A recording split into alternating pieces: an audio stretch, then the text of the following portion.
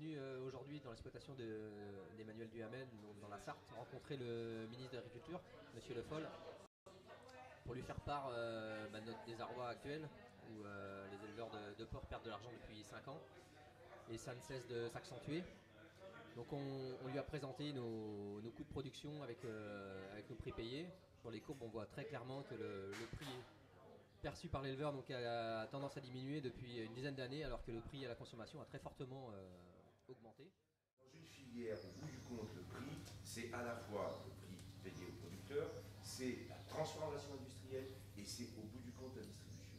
Le tout fait qu'à un moment, il y a une stabilité du prix avec des coûts qui augmentent avec l'aliment et qu'ensuite, dans la transformation et ensuite dans la distribution, il y a ce problème que vous évoquez où se répercutent très facilement les hausses, mais se répercutent jamais les baisses. Mais ça vaut pour tout le monde. Le vrai système qui serait, comment dirais-je, performant, ça serait de dire que lorsque le prix des céréales monte, je baisse les aides et je les transfère sur les bases. Et par contre, quand le prix des céréales baisse, comme les éleveurs peuvent en profiter, je remets sur les céréales. Le vrai problème qu'on a, c'est que l'Europe est une construction à la fois un peu fédérale mais pas vraiment fédérale. Donc les arbitrages politiques pour faire ce genre de transfert, on n'a pas les institutions politiques pour les faire. Nous, c'est pas possible. Donc on va débattre là pendant 2 ans pour savoir quel va être le cadre budgétaire pour 6 ans. Voilà. Et une fois qu'on a fixé le cadre budgétaire, après il est... alors il y a des marges de flexibilité, c'est ce qu'on essaye de se battre pour avoir un peu plus de flexibilité, mais le cadre est fixé. Le deuxième point où on est intervenu, c'est par rapport à l'accord du 3 mai. Donc cet accord qui devait normalement servir de base pour renégocier les prix en cas de hausse ou de baisse des matières premières.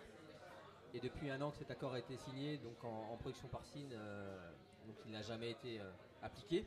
Si cet accord est appliqué, ça peut nous garantir de couvrir nos coûts de production et demain de gagner l'argent. Ce qu'il faut, c'est que les pouvoirs publics fixent les règles du contrat commercial et qu'elles soient respectées. Parce que c'est ça le problème chez nous. Mais c'est vrai qu'aujourd'hui, la production, l'élevage, la polyculture élevage est l'oublié des politiques agricoles.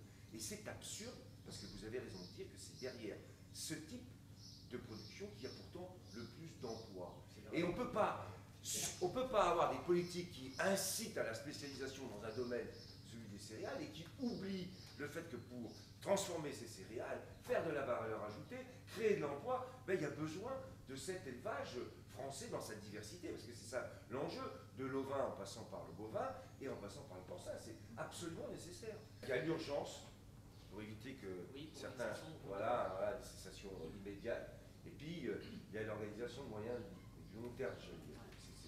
C'est toujours 2 choses différentes. Le deuxième élément, c'est il y a des choses qui se passent en termes d'organisation dans les filières, sur la volaille suite à l'accord du 3 mai, et qui ne se font pas dans d'autres filières, en particulier les filières françaises. Il faut qu'on appuie pour que ça se mette en place et en œuvre.